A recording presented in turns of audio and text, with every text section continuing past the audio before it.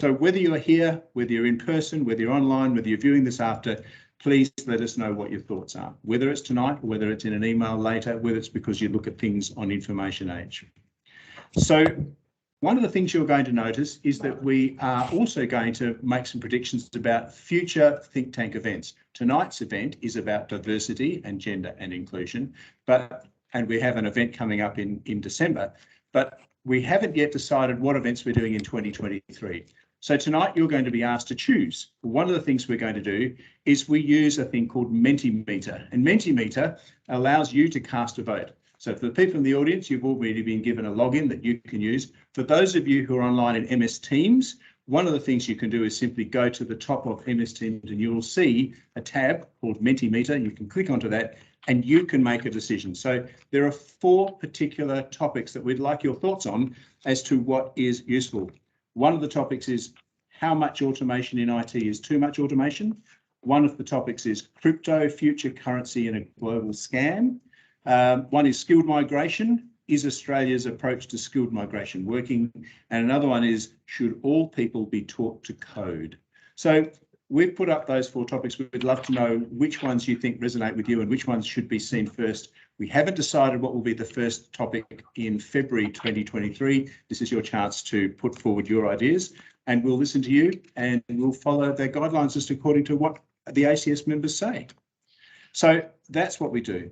But in a wider sense, why do we meet tonight? Well, we meet because your thoughts, we want to hear what the ACS members have to say about difficult topics. ACS provides advice, advocacy and policy right across Australia. We give people in government indications of what they should be doing, but we like to think that we get much of that from what we listen to by listening to our members. So this is where you come in and this is why Think Tank is really important. So please let us know what you're interested in. Now, tonight is about placing diversity at the front of the technology conversation. Diversity is important everywhere. And tonight we want to call out the gaps and we want to look at the areas where we have to fix exclusion and we look for constraints. We're looking for global diversity in gender, in culture, in language, in technology and life. That's our goal. And the gaps have never been more obvious than before than they are now. So given that everybody is different and difficult, our upbringing, our wealth, our connections, our ability to communicate, all of these things are a mix tonight. We all come from different backgrounds and we all have different things that take advantage. So, and with that in mind, I want to introduce you to our panel that we have tonight. We're especially lucky because we have a great panel. We have 3 people in the room with us and a 4th online. So I'd like you to introduce to you, firstly, the ACS Vice President for Communities, Jo Stewart Rattray. Hold your applause. We've got Gail Jackman. Gail is the Training Manager and Learning Specialist for Australian Cyber Collaboration Centre. That was a good plan. And she comes with a wealth of experience in the company, in experience in company, not-for-profits, higher ed and vet sectors. We also like to welcome Catherine Enderling. She's the Director of Information Technology and the Chief Information Officer at the South Australian Department of Treasury and Finance. Welcome. And then online, joining us live from the Northern Territory, we also have a cultural and linguistic diversity champion in Dr. Edwin Joseph. Dr. Joseph is the President of the Multicultural Council of the Northern Territory and is the Secretary of the Ethnic Communities Council of Australia. Please make him welcome online. Hello. So, a couple of things about tonight. As we encourage audience participation, we ask that whenever you do interact with us tonight, you do so in a respectful manner. All of our views are welcome, but we do not denigrate, we do not talk down, or we do not isolate people beyond making sure that this is a conversation which we can share and put forward and grow and progress. So with that in mind, we're going to jump straight into things, and we have our first question. And the first question we're going to put is come from the branch chair from the West Australian branch, which is Janine Williams. Janine has a background in transgender issues. Janine, what's the first question for tonight? Janine, you might be on mute. I'm going to get you to start again.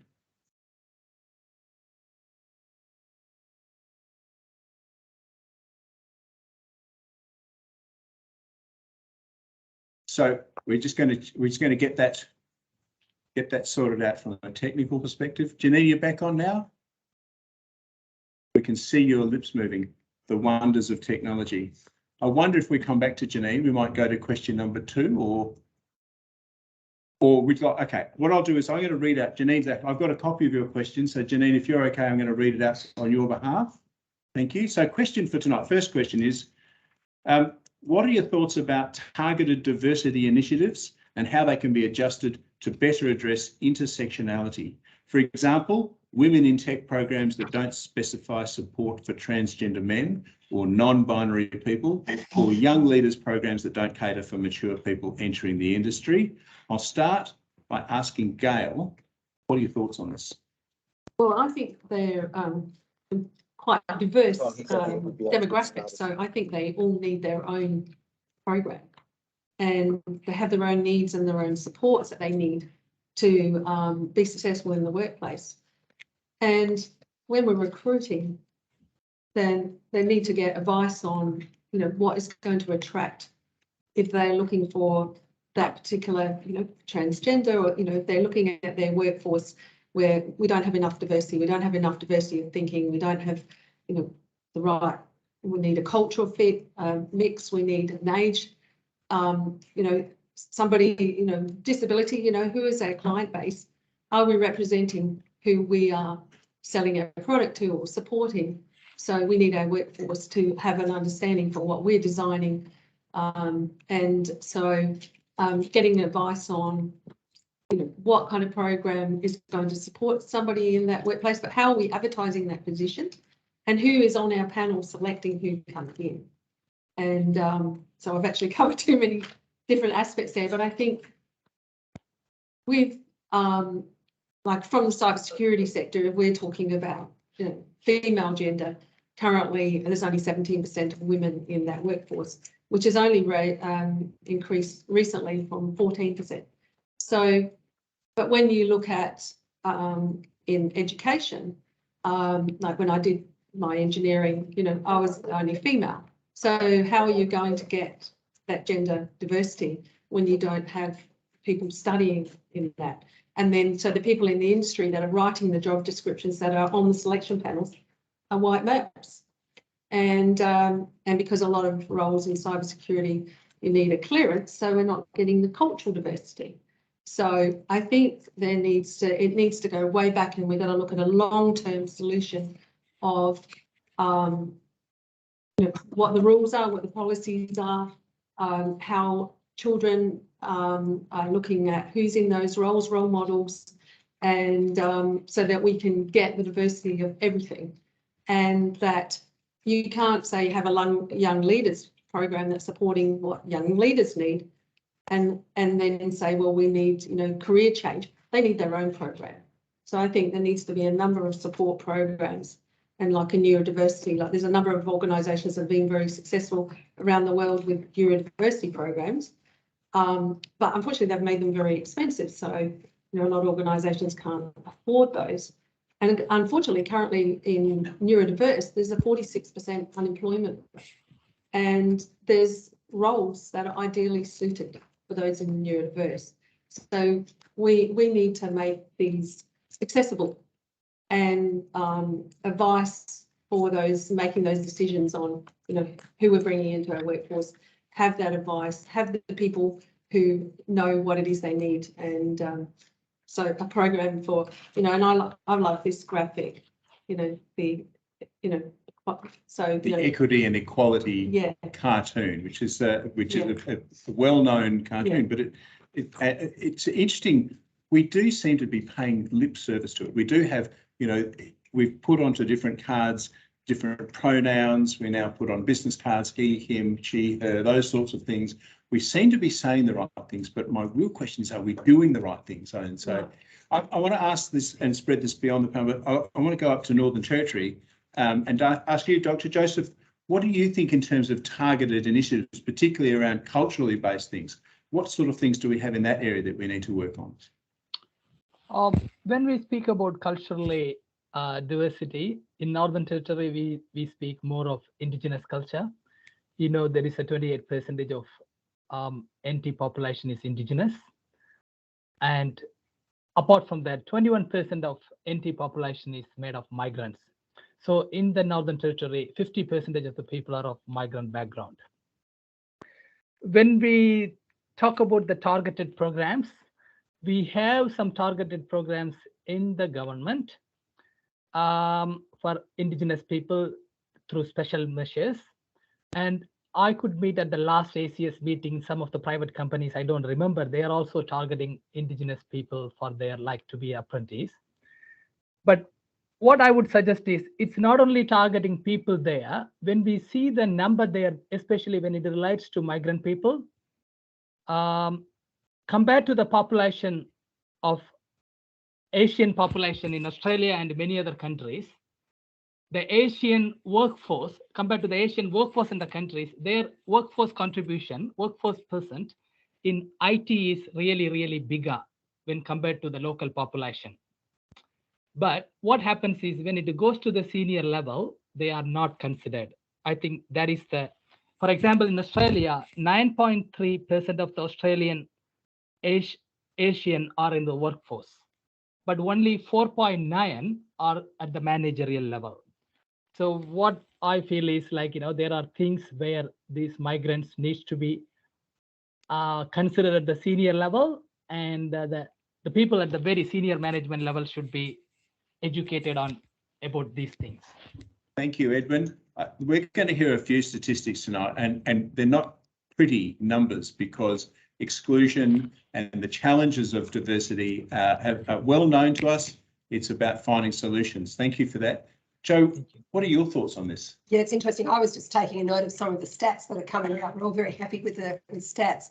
And I'm often curious as to how these stats are derived, because I have my doubts about 17% of women in cyber. I'd say 15% you'd be lucky, but 17% I doubt that's true. The other thing too is if we look at the neurodivergent numbers, for instance, you just said 46% of neurodivergent people are unemployed. They represent 12% of our workforce. Then we have a look at Aboriginal and Torres Strait Islander population, represent 3% of our total population in this country. But I have no idea how many are engaged in technology because we just don't have those statistics available to us.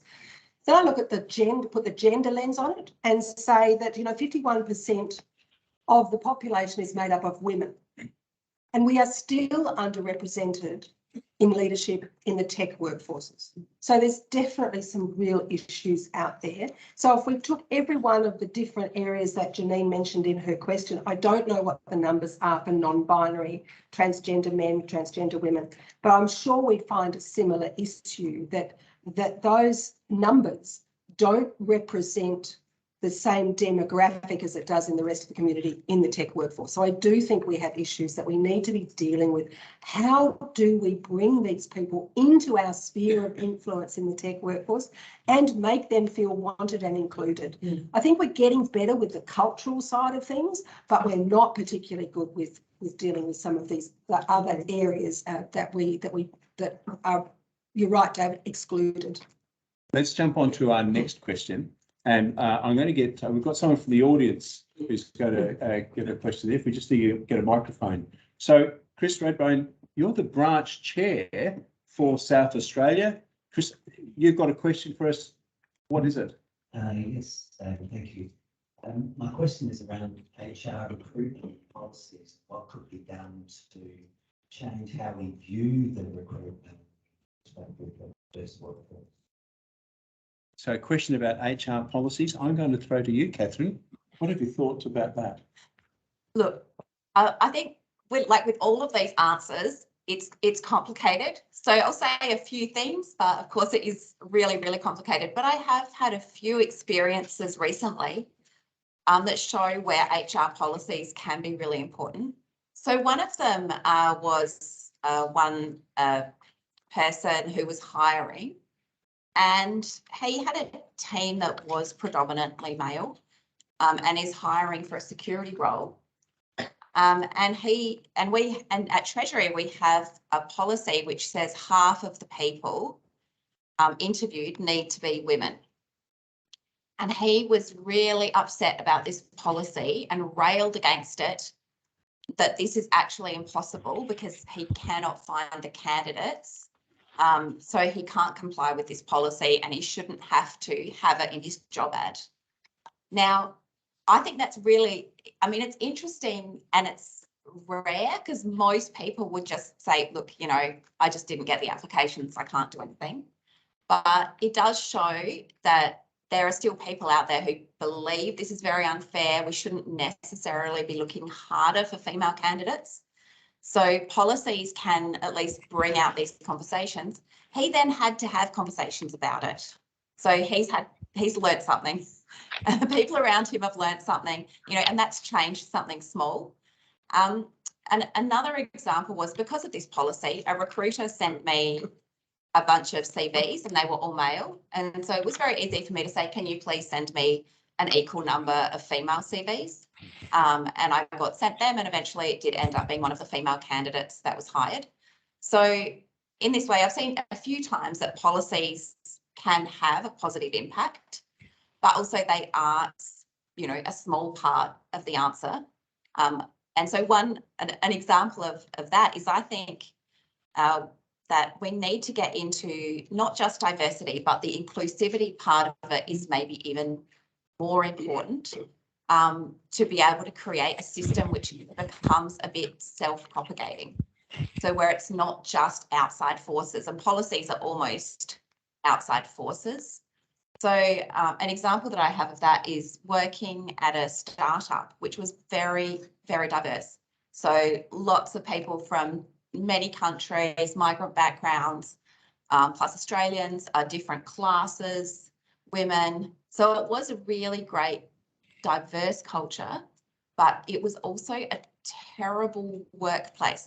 So in very toxic culture, the more of a minority or different person that you were, the worse you were treated, to the point where the CEO would be making rude gay jokes about the one person who was openly gay, and I don't know how many other people were hiding that in that company. It was so offensive. So although that was diverse, there was no inclusivity. So it's that side of it is really important. And when I've worked in teams where there's a very explicit culture around how you can treat people, that we explicitly talk about including different people and different cultures and backgrounds, that makes a difference in how the team starts to look at hiring and thinking about it, because it becomes, inclusivity becomes an explicit part of your culture. I was just going to say, you know, when I was at University of South Australia, you do your First Nations Aboriginal cultural awareness, but we would do it on many cultures, and we had a very culturally diverse workforce. And a lot of this is about education. And look, bullying is rife. You know, 1 in 4 people experience bullying, and that's not just because of who you are, you know, culture. It's just there's bullies. Yeah. And, you know, it's the same as 1 in 4 people experience domestic violence, and that's not everything that's reported. The same with bullying. So unfortunately, there's some not nice people around. And if somebody is different in any kind of way, they often will target them. But so I think it's a lot about education and leadership from the top, and that, you know, that it's called out if people are behaving like that. Exactly. And I have to say that I think you're absolutely right. One of the issues too is when you find that an organisation has gone to the trouble of having a diverse workforce, it's almost like all they've done is tick the box. Right, I've got a gay person, I've got a transgender person, I've got a woman, I've got somebody who's culturally from a different background, different language, you know, and so that's all they've done is they've just ticked boxes. They've actually done nothing to remedy the situation of inclusivity. And just getting back to the example that you gave originally, which is about cyber, some of these places are very, very blokey environments, aren't they? Yes. In a dirty, nasty kind of a blokey, down and dirty way. Too much testosterone and not enough bathing. And so just simply changing the balance of getting more women into that, and balance that doesn't necessarily fix it if that blokey environment. So it's not just about the numbers, is it? It's about actually changing the culture from within. Yeah, absolutely, because often women will go into those and they won't stay. No. So, you know, it's the leaky pipeline, as they say. And, you know, and there's, you know, the stats just came out with that stats. There's a 20% gender pay gap as well. And that's nothing new. No, but It used to be 17%, now. so now it's worse. Yeah, but yeah, look, it's education, leadership from the top. It's clearly a lot, you know, it's communicating. This is what we will accept in our workplace. But it sounds like that leader, you know, no wonder it was toxic, because he was a toxic person. You know, and you talk, David, your point about the blokey environment. I met a wonderful young woman in Ireland when I was moderating a panel over there on just this topic. And she said to me, she was doing a comp sci degree at the University of Dublin. Her very first day, she went into her tute and realised that there was her, one other woman, and the rest were young, hoodie wearing, a little bit smelly, a lot of testosterone males. And she had 6 brothers, so she was actually well equipped to deal with it. Her other female in the group, who they became friends, of course, lasted for 1.5 semesters, because she came from a family of 5 girls and just could not cope with it. So it is about ensuring that there is some level of equality or equity in that case, you know. It's interesting, we were having that conversation before, because I come from a family of predominantly males. I've got only brothers. I've got, out of a multitude of nephews, only 1 niece. I've only got sons myself, and I have a male dog. And so I'm quite comfortable and because having done engineering, communications, systems engineering, you know, I was the only female when I did some of my study. So, but I've still had, you know, some of that behaviour. Yeah. But so there needs to be the education in education. Yeah. I want to check in with that. We've got a couple of things I want to check in. I want to check in with our car park and see if we've got any messages there. Before I do that, just to let people know who are online, we put it to you at the beginning that we can have some choice about what our future topics for Think Tank are. And for those of you who haven't used Mentimeter before, just let me remind you, at the top of your MS Teams, you should be able to see a tab where you can click onto Mentimeter and you can register your vote for one of the various 4 selections and see. So that way we can get some movement on what's going to be. We haven't decided yet what the next topic will be in 2023. We've decided what will happen, and I'll tell you about what's happening in December, but we're keen to know your thoughts. So don't forget to tap in, particularly those of you online. I know there's quite a few tonight. Please jump in on that. Now, we have what's called the car park, where we get people to put in some of their different.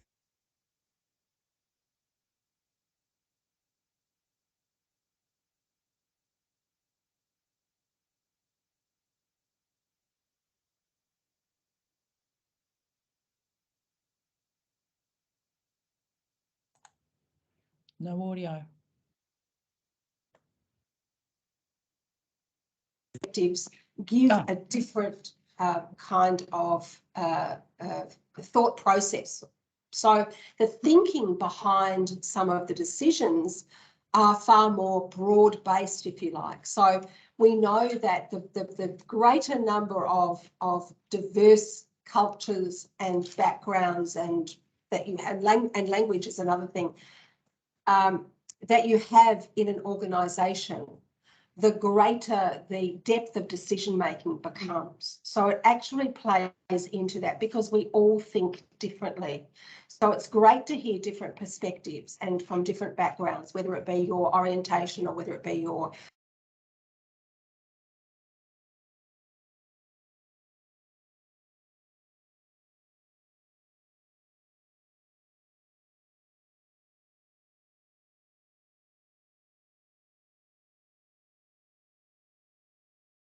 Let's jump to one of the other questions. I'm going to read out a second question. This is from Mohammed and AJ. Could you please say what types of challenges we may face in diverse work environments and how can we deal with those challenges?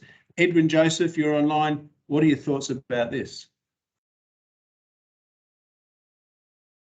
I think you're on mute, so you might need to just jump off mute, Edwin. Diverse environment is a blessing as well as a challenge.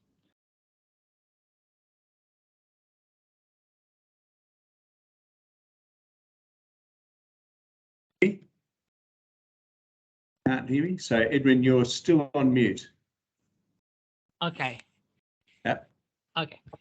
So we were doing a Christmas judging of Christmas decoration in an office. So I was a part of the judging panel. We went to a section where it was an Indian migrant working on IT. That was an IT section. And the lady with me, she was asking questions about the Christmas in India. He doesn't belong to, he's not a Christian.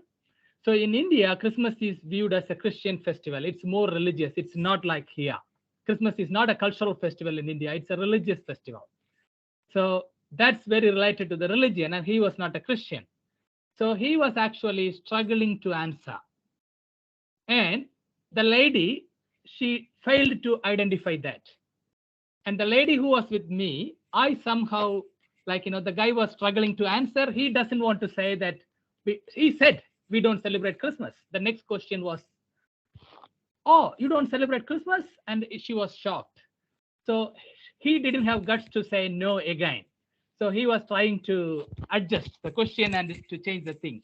So the thing is, in the diverse culture, in a diverse environment, there are people who don't identify the diversity in life.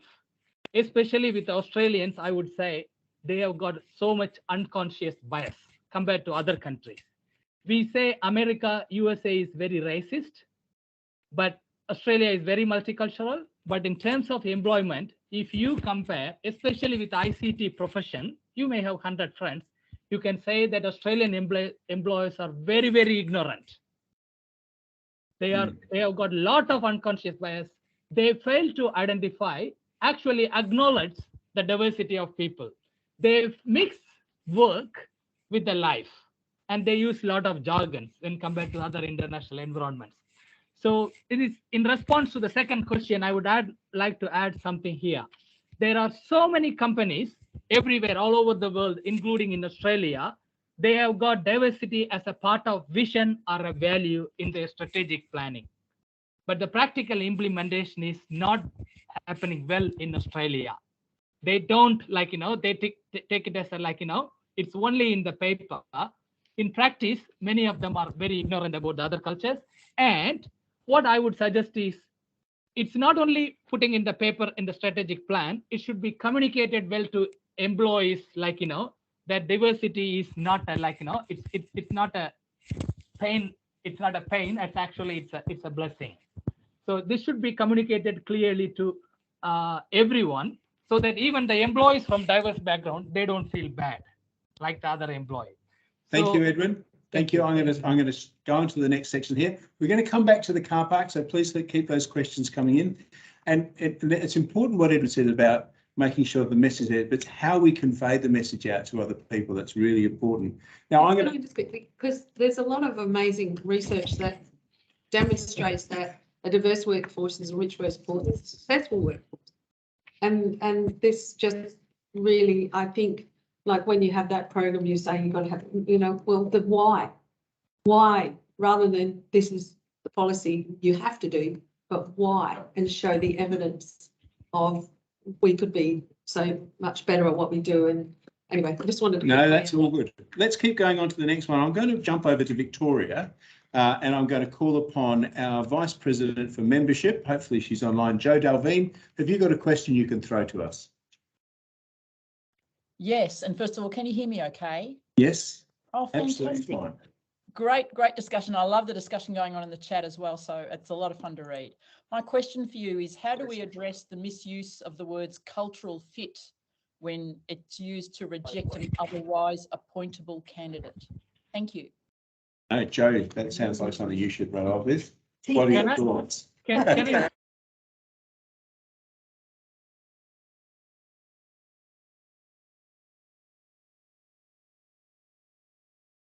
often in the workplace. And sometimes it's true, there has to be a particular kind of thinking, but quite frankly, that kind of thinking shouldn't matter about the colour of somebody's skin or their sexual orientation.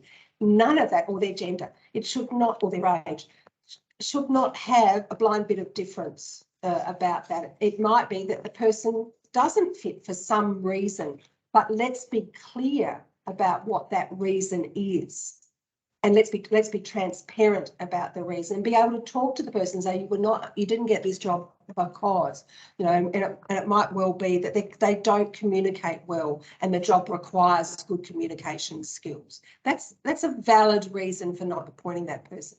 But just to use the words cultural fit is not good enough. And I agree with Gail that it's about education as well. You need to educate those who are doing the employment as well, so as they actually understand what that means. I'm a great believer in the blind recruitment process, which is when you do not know, HR hates it because they have to do a lot of work behind the scenes, because they have to take all the pronouns out, they have to take the university names, the place of birth names, all of that stuff out.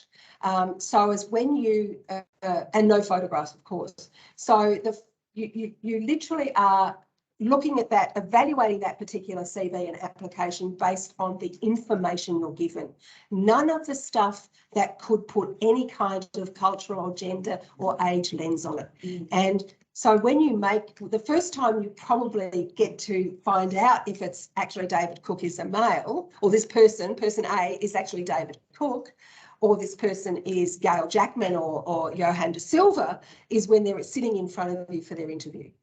And so that sometimes is a surprise because you've read something and we all do it. You think, oh, that looks like that's probably from a woman, that's from a man, or that's, and you find that it's not at all. So it's actually, I find it quite exciting as an employer because you don't know who's going to be sitting in front of you until you're there to ask the questions and to meet them. And that to me is a case of making sure that you also have a mixed panel as well, so that you have a diverse panel, so that when they are questioning people at interview, there's a fairness about that as well. And and it's not that the only female on the panel is HR person. No, it should not be. You should have subject matter experts as well. Exactly. Absolutely.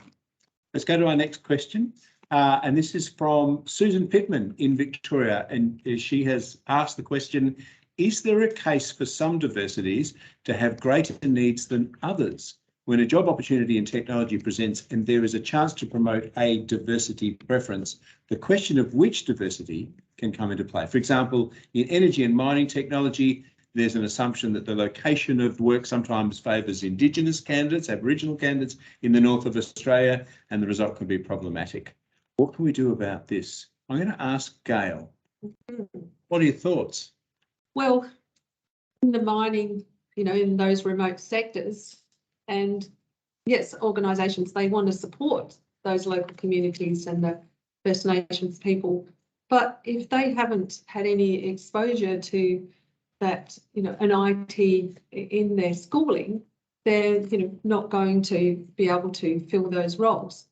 So then this is where then they should be having a program of, okay, we need a traineeship, we need mentorship, and we need supports in place for their specific cultural needs, because you may not have candidates. So yes, definitely then there is a need for a special support program like the Dandelion program for neurodiverse, things like that, so that they may not have had an opportunity through their education to have the right skills and background, but through having this diversity program, that they will get the training they need. So it might be, a bit of a longer term. They're not going to have the qualification or experience, but we want to build that workforce. And perhaps these organisations could be funding a teacher in those schools in those areas who can teach IT and take role models there to say, these are the kind of things you can be doing, because technology is humanitarian because we're solving society's problems. So appeal to not just somebody who is the tech head anyway, but hey, I'd love to be part of, solving society's problems and getting a more diverse thing. So I think it's a bit more of a long term. Catherine, Do you see that in government? You see that as a problem? I haven't been in government for a very long time, but the areas where I have worked haven't taken on a diverse workforce at all in government. It's been very white and very male. Yeah, so serious lack of diversity in the small little bits of government that I've been in. So yeah, no pipeline at all. Yeah. Let's check in back in Yeah. with our car park and just see if there's any other fresh questions that have popped up in there, and have a look and see what we've got on that.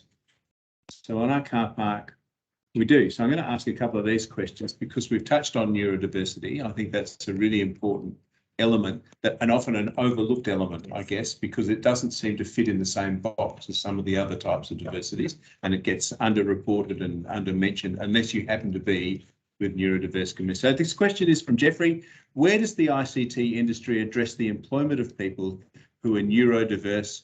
What can be done for the generally neurotypical workforce interacting with the neurodiverse? Jo, do you want to take, or who would like to go through? I would love to take this one.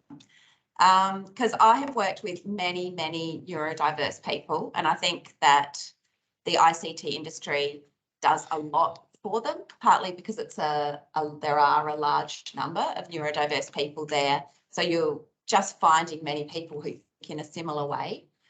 But more recently, at the tax office, I was working with an amazing guy whose first name was Andrew, and I've forgotten his second name, and he started a neurodiverse program at the tax office. And he's expanded that to become much bigger. And what they did was actually started training for people in the workforce for how to work with neurodiverse people. It was fantastic, and taught us things. For example, don't just give someone a verbal list of to-do items, send it out as an email, have explicit conversations about what ways people need things communicated, because people are different. Make sure that you have different types of working spaces.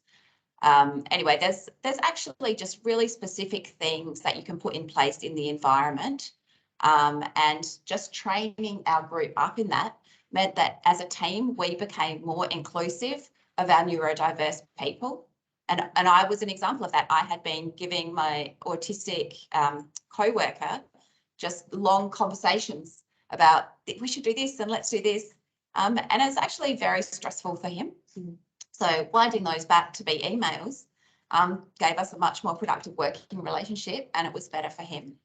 I definitely do think it's the education of your current workforce that to really understand, and that the research shows that neurodiverse people, although there is, this terrible high unemployment, when they are gainfully employed, their productivity is much better, much higher. So they're a great value, and I think so it's the education of being inclusive and finding those ways to make it successful. One of the things that I'm currently doing is finding out in my workforce is how do you want to learn about security? What is the best way for you? Because we all have different styles, and therefore it's really good learning style. So it's really good for us to understand what other people's are, so we can use the right modalities to assist. And that's particularly the case when you're dealing with neurodivergent people. It might be that they want it all online, or they might want it all written, or it depends on what their personal need is. And I think we need to spread that across the non-neurodivergent workforce as well, so as people actually have a chance of learning in the way that they feel most comfortable. Can I jump in with it? There's a question here that's coming from the audience, and I just want to refer someone in the audience. Who have we got there? State your name and tell us what you want to say. Hi, my name's Fiona. I just wanted to clarify your comment about the cultural fit. I don't actually seem to agree with what you're saying with the cultural fit, that you're from a specific culture that you won't get hired. I think cultural fit is more that it's more to do with the personality traits of a particular individual, whether, I don't know, they're really bubbly or really quiet, whether they fit in with the team, rather than like what cultural background.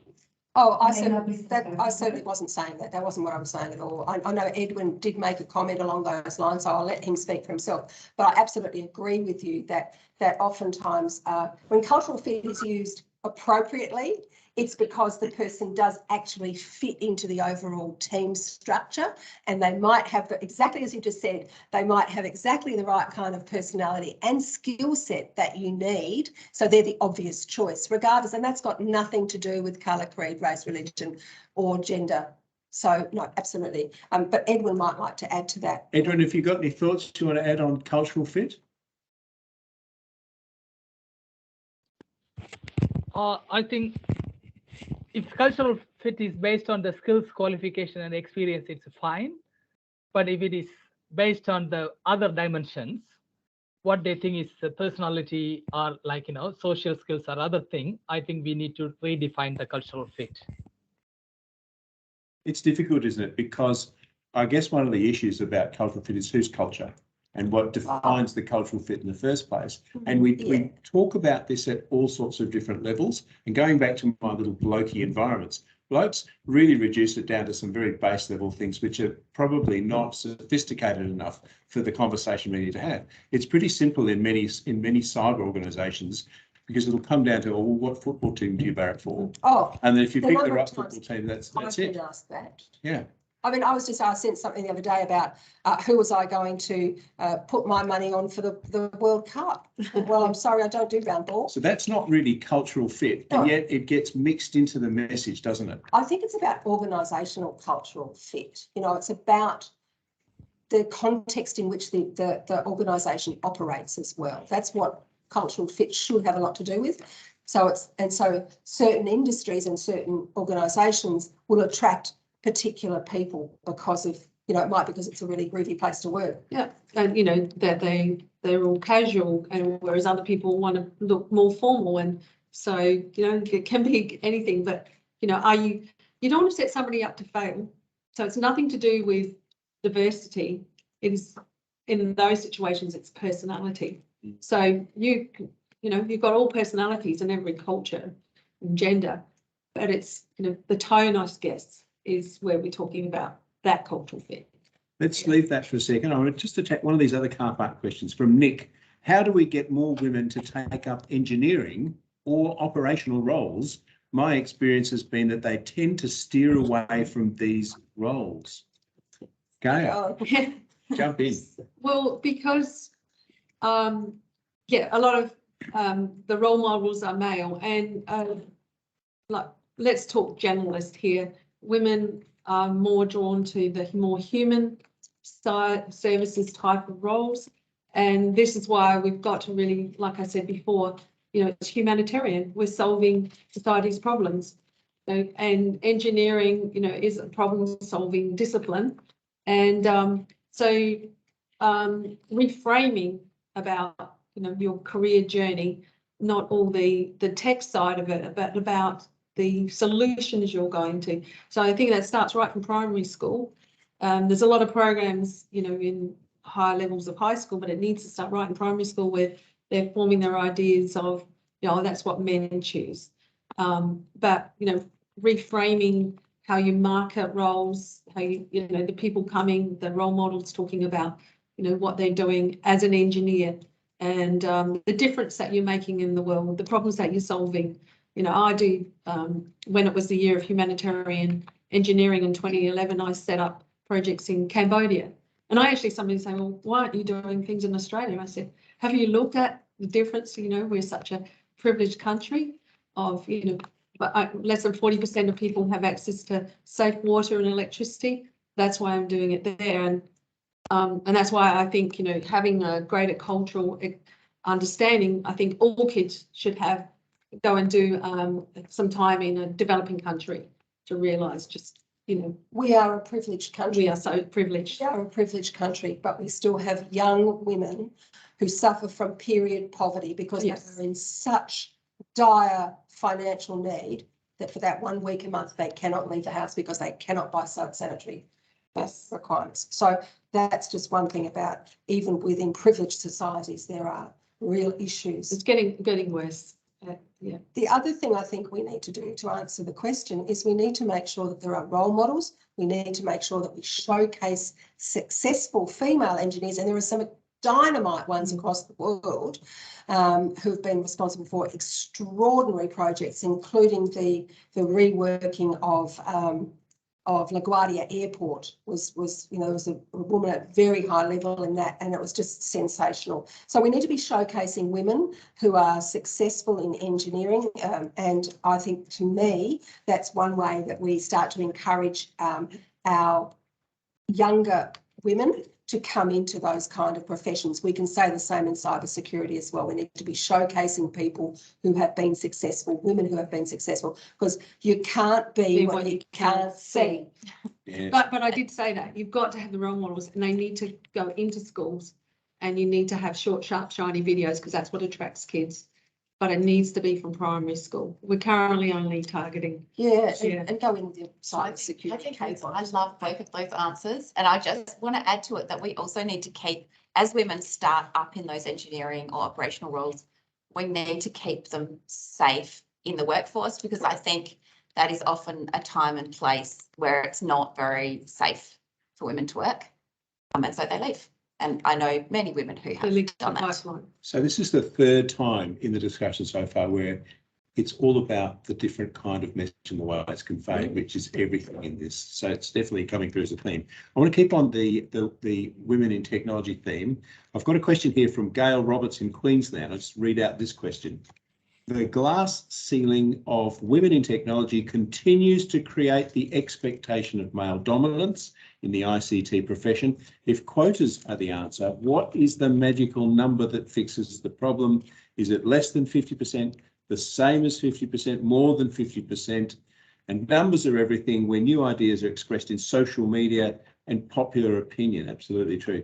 Either we haven't done enough or we've gone too far. The media never concedes what is the perfect scorecard, and the byproduct is that the industry and the profession is regarded as allowing the wrong choice to be made. Now, given that our good friend Donald Trump has just announced that he's jumping back into the fray, this is a question which is ever more important. Catherine, what do you think? Look, so the question does say, it's a great question to say, is this the right number? And it does say, let's take it as given that quotas are the solution. So I would say I agree with that. Quotas are a part of the solution. And so I went and looked up a few different influences that quotas have had in different places. So there was interesting research that came out of India when they put in quotas for women in politics. And what happened was having a 50% quota for the women actually reduced the number of candidates from lower castes. So more higher caste women who were more able to have that influence entered politics, and then we had a reduced level of the other kind of diversity. But then these quotas, so then comparing that same research to what happened in other countries actually has had different results. So in the US and a couple of other countries, I think this is in the US Senate, if I remember correctly, increasing the number of women actually increased diversity across the board.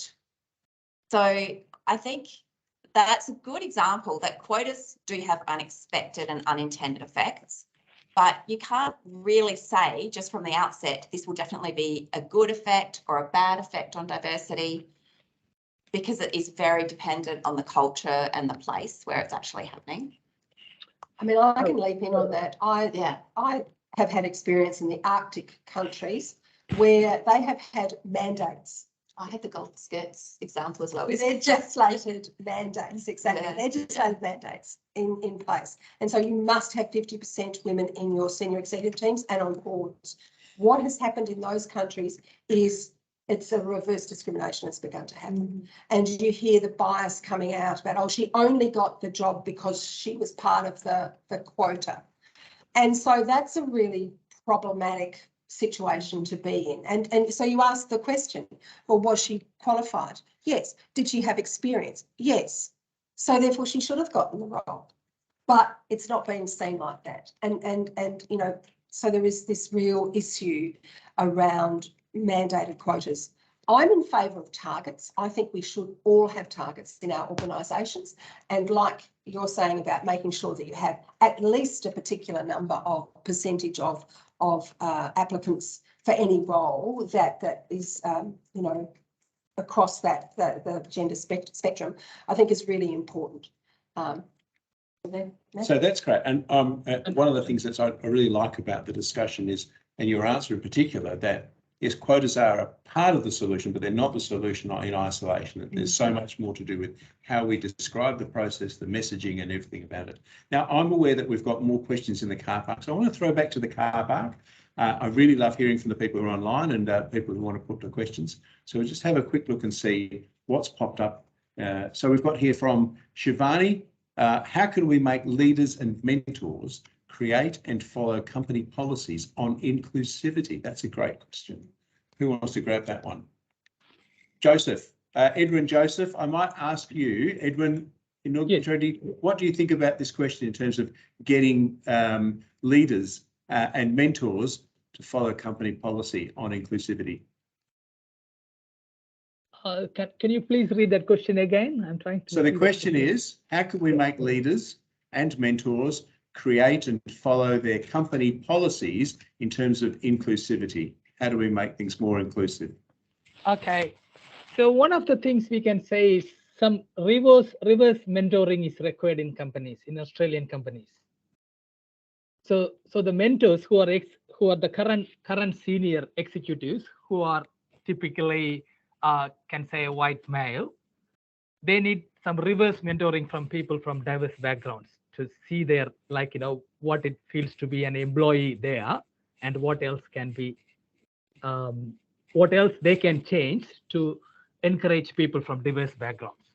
So when this is done, we need to see a good number of more people from the migrant backgrounds, from culturally diverse backgrounds in managerial roles. So that will really change the actual organizational culture. That's interesting, because I take a little bit of umbrage because I'm not a white male and I am an employer. So, you know, we have to also be very aware that a lot of employers are women as well, right? And I certainly believe that the way that we get leaders to follow policy is to make it part of their KPIs, their key performance indicators, which their performance appraisal is against every year. And there may even be an incentive attached to it. So I think you make it part of the KPI process. Great answers. Let's go on to another question. This is from Janak, where do you think that tech companies can improve to become more diverse going forward? Is a lovely general question. Catherine. I think that the answers to that question have almost come out of the group of questions that we've had tonight. So policies, quotas, pipelines, targets, KPIs, Education. Yep, the education, the training programs. So if you put together all of those things that we've talked about, I think that's probably most of the answer to that question. Yeah. I was just going to say back to those leaders, you think if they were your leaders, that they would have been promoted to be a leader because they were an inclusive person. They did have those qualities. And If that were only true. You would hope. Would they from a good organisation, and there's a lot of ranking systems, you know, world's best employer and on all that stuff, and there are those KPIs on that, and so maybe, you know, it has to be from you know, the managing up in so voting who should be the leader of, you know, somebody in the workforce who is inclusive and is a good mentor, who does value diversity and is. So it comes back to what Edwin said about reverse mentoring. It's about getting the right kinds of mentors in the first place, doesn't it? Yeah. We've got another question I just want to try and squeeze in here from Bikram. What steps can be taken to eliminate unconscious bias in the workplace? Education, education, education, communication, communication, communication, the 6 most important words. Thank you, not a real estate. Very true. Recruiting, like you said, you know, That moving all those things.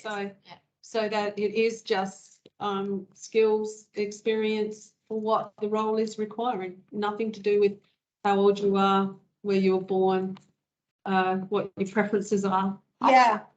Sorry.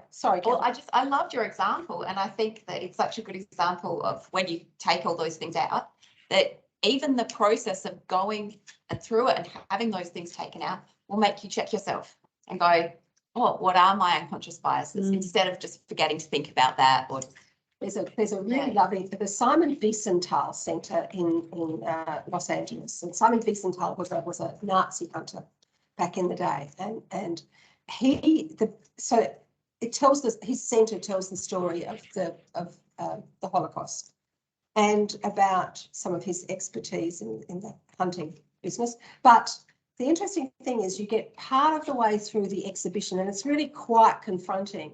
There are two doors, and one is for those people who have no prejudice and those that have prejudice or bias. And if you go through the door that is no prejudice, you get sent back around and you end up by coming out at the beginning again and having to make that choice again. Because nobody is without some form of bias or prejudice, regardless of what it might be about. I can't stand carrots, so that's my prejudice. And I see a carrot on the plate, that's it, me done for dinner.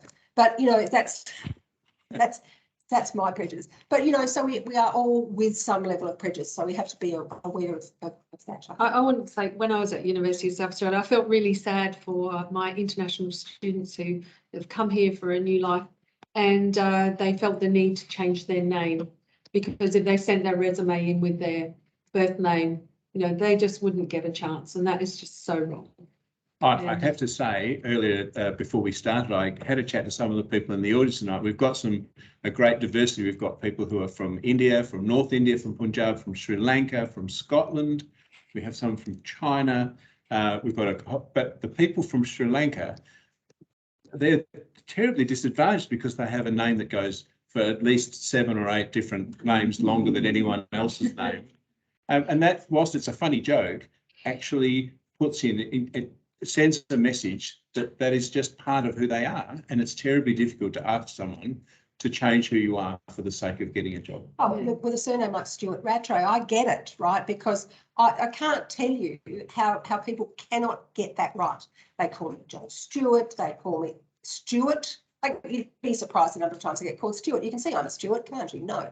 So if you've got a long name, it is a disadvantage. And then you add to the fact that it's a beautiful melodic Sri Lankan name, and I can understand that there's going to be a world of pain attached to that, and it's not right. And no, it's not right. I remember having a beautiful young woman when I was doing some lecturing years ago, a beautiful young woman from China who had the most gorgeous name.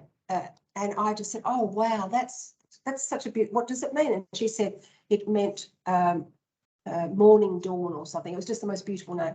And I said, why don't you use it? She said, oh, no, I much prefer Daisy. Yes. Yeah.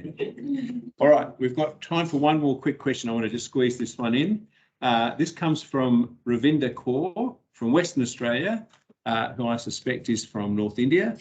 The most common contra argument we get is that boys generally like computers more than girls, and that's just the way it is.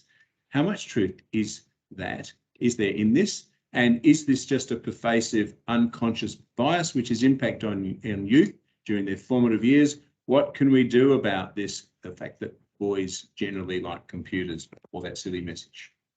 Look at phones. You know, they're all part of software and whatever, you know, it doesn't matter everybody's attached to their phones now. So I just have to say that I think that's bunkum, David, bunkum.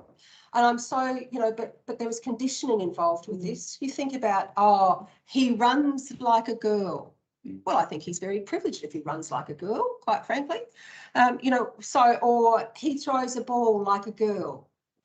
Well, what's wrong with that? What does that mean? We condition people from this high to think like that. We've got to change up the language and the way that we think about people. I just think to me, that's just not on.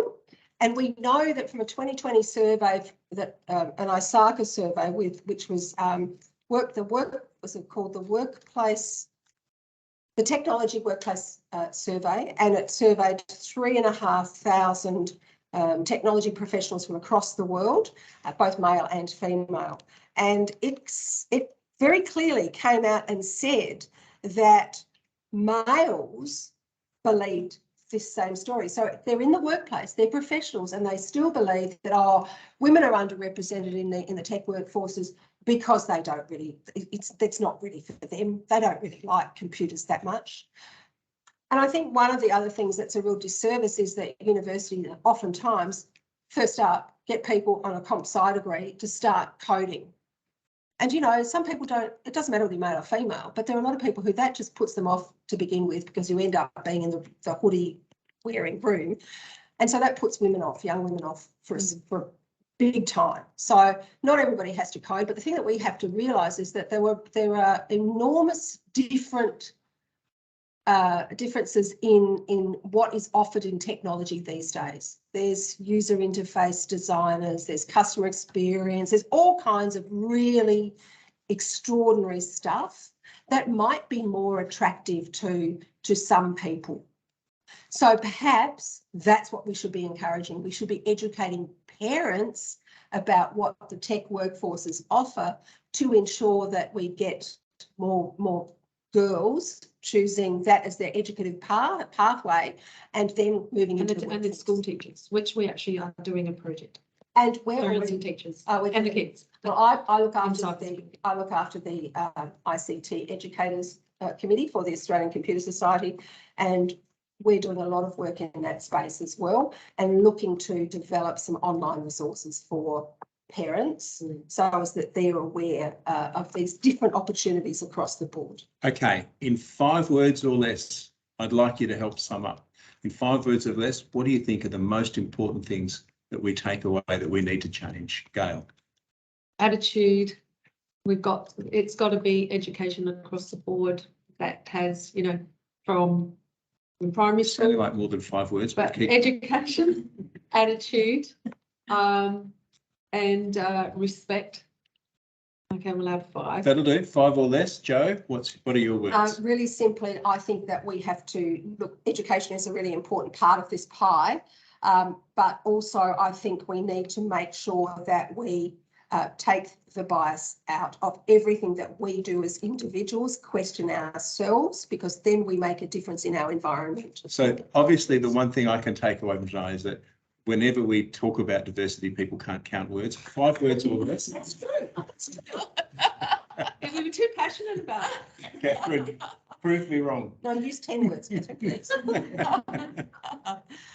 Look, it is going to be, I'm going to summarise the inclusivity, the quotas, the KPIs, the pipeline. I'm going to go to 6 because it's training for women leaders and support for them. And I don't think we talked about that much, but I think I'm really going to go over women in leadership positions need a structure and support around them so that they can spread the good power. Edwin, 5 words or less, what are you thinking? View diversity as a holistic approach and support all marginalized groups. Thank you. All right. Okay. As well. So I want to summarise this. This is great, and the comments that are on the teams online are absolutely wonderful. To all of the different questions today, I'm going to summarise in terms of what we've touched on. So we've touched on a range of inclusion challenges. We've looked at the crossroads of non-binary transgender inclusions. We've talked about better policy and the need for that. We've talked about cultural issues, Indigenous issues, jobs for the boys, glass ceilings, quotas, KPIs, messages. We have done a fantastic job tonight, and my hat goes off. You're a fantastic panel of people. You've done a great job. We're not here to try and solve this. We're here to try and make sure that this conversation doesn't end tonight, but it grows and grows and becomes part of how we make the technology sector a much more robust one for the future. And so please, can I ask you please to put your hands together to thank our panelists for tonight: Jo Stewart-Rattray, Gail Jackman, Catherine Limberling, Dr. Evelyn Joseph. Now, at the beginning of tonight, we were talking about some events. I want to let you know that the next Think Tank event is coming up in December. we're in Adelaide tonight. The December event is actually going to be in Canberra, and that one is going to be talking about facial recognition and identity management. So please look out for that event that's coming up. But now we're going to let you know how things went for our Mentimeter voting for tonight, because we wanted to select our first think tank topic for 2023. And it looks to me as if the winner of the first think tank topic for 2023 is about skilled migration. Is Australia's approach to skilled migration working, and what can we do to improve it? So there we are. Thank you for those who've joined us tonight. Thank you so much. The conversation doesn't end here. Have a look out for the article that will appear in Information Age. Follow up with your own comments. Keep this conversation going, because it's a really important one to have. Thank you to our panelists. Thank you to the audience tonight. Thank you to those online. We look forward to seeing you in the future. And thanks for staying with Think Tank. Cheers. Thank you, David. I've been